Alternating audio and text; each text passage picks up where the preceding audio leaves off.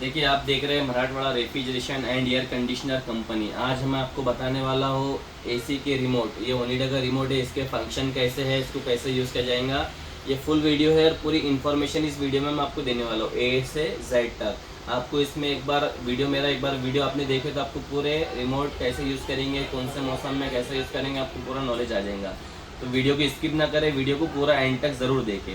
तो देख सकते हैं आप, ये वाला मोड है, ये वाला जो मोड है ये ऑन ऑफ का मोड है। इससे एसी ऑन और ऑफ होगा। इसी के साथ साथ जो सबसे ज़्यादा रेगुलर यूज़ में आने वाला है वो बटन है मोड का। अभी इसको ऑन कर दिया, ये है ऑटो मोड। अभी ऑटो मोड पे आप एसी चलाएंगे तो एसी टेम्परेचर के हिसाब से कट इन कट आउट होगा। ठीक है, ये अभी जैसा कूल आ जाएगा तो अभी ये कूल मोड पे चले गए तो एसी का कूलिंग बढ़ जाएगा। ये ज़्यादा करके धूपकाले के दिनों में यूज़ होता है कूल मोड। तो कूल मोड पे क्या होता है कि आउटडोर का कंप्रेसर चलते रहता है और कूलिंग फास्ट आती है। अभी इसमें और अभी मैं पहले मोड की इन्फॉर्मेशन दे देता हूँ, फिर स्टेप बाय स्टेप आपको पूरे बताता हूँ। फिर इसमें आ गया ड्राई मोड। ड्राई मोड में आपका ब्लोअर चलेगा और कंप्रेसर का स्पीड लो रहेगा। इसी के साथ साथ फ़ैन मोड। फ़ैन मोड पे आपका सिर्फ और सिर्फ इंडोर ऑन होगा, इंडोर चलेगा, आउटडोर नहीं चलेगा, आउटडोर कट आउट रहेगा।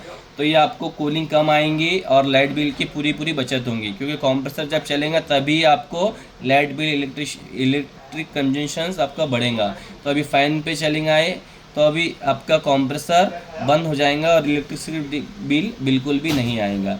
इसी के साथ साथ आ गया अभी हीट मोड। अभी हीट कोई एसी में रहता है तो ओके है, तो वो हीट ऑन हो जाता है। बाकी कुछ मॉडल में हीट नहीं आता। अभी इसमें हीट मोड नहीं है लेकिन फंक्शंस दिया है। तो हीट मोड आप कब ऑन करेंगे कि जब इंडोर के अंदर एक हीटर रहता है वो ऑन हो जाता है, रूम को हीट कर देता है, इससे कहते हैं हीट मोड। अब ये मोड के फंक्शंस हो गए। अभी हमें आएंगे हम फ़ैन मोड पे। अब ये फ़ैन का स्पीड है, ये जो फ़ैन दिख रहा है ना आपको, ये फ़ैन की स्पीड किस लेवल पे आएंगी। अभी देखो ये आ गई है फर्स्ट पे, अभी ये स्पीड बढ़ी है और ये तीसरी बार में बढ़ी है और ये भी बंद। तो ये फ़ैन की स्पीड लो मीडियम हाई पे चलेगा। इसी के साथ साथ हम नीचे आते हैं टाइमर पे। टाइमर हम इसलिए लगाते हैं कि 4 घंटे में 6 घंटे में हमको कट इन कट ऑफ करना रहता है। कई जगह पे ऐसा होता है नींद लग जाती है और एसी चालू रहती है तो टाइमर का इस्तेमाल कर सकते हैं। कहीं पर एटीएम मशीन में या कई कमर्शियल मशीन में आप टाइमर यूज़ कर सकते हैं, घर पर भी आप टाइमर यूज़ कर सकते हैं। इसी के साथ साथ ये क्या है, 5 in 1 मोड्स। अभी बहुत सारे क्लाइंट को पता नहीं रहता है कि 5 in 1 मोड क्या है। अब ये C1 आया, यानी ये लोवेस्ट स्पीड आएंगी। जैसा कि फ़ैन में स्पीड आता है 1 2 3 4, वैसा ही एसी में आ चुका है।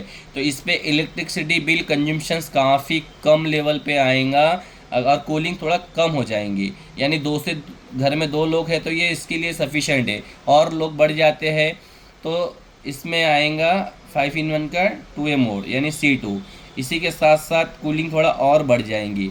और मेंबर बढ़ जाते हैं तो C3, और मेंबर बढ़ जाते हैं तो C4, और पब्लिक बढ़ जाती है या गेस्ट आ जाते हैं तो फिर आपको 5 in 1 दबा देना है।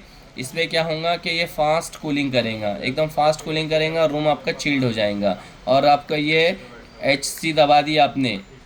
HC का मीन्स क्या है कि ये HC का मीन्स है हाई कूलिंग। हाई कूलिंग कब आता है कि जब पूरा स्पीड लोवेस्ट 16 डिग्री पे आ जाएगा। और हाई हाई HC यानी हाई कूलिंग। कुछ रिमोट में टर्बो फंक्शंस आता है जो हाई कूलिंग और टर्बो सेम है, तो ये हाई कूलिंग हो गया है। आपको गाइस ये सारे फंक्शन समझ में आ गए होंगे। अब हम जाते हैं नीचे, ये तो बेसिक है। अभी जैसा कि हम टेम्परेचर अभी बढ़ाएंगे, इससे प्लस में बढ़ेगा टेम्परेचर बढ़ना यानी कूलिंग कम होना, और टेम्परेचर माइनस में जाना यानी कूलिंग बढ़ना। ये माइनस और प्लस, ये कूलिंग अप और डाउन का है। इसी के साथ साथ हम देखेंगे ये क्या है, ये जो एरो है ये स्विंग का एरो है। इसे हम प्रेस करेंगे तो इसमें स्विंग ऑन हो जाएंगे। देख सकते हैं डायरेक्शन, एक स्विंग आता है स्ट्रेट और एक स्विंग आता है 4 वे स्विंग। तो ये 4 वे स्विंग है और ये ऑन अप है।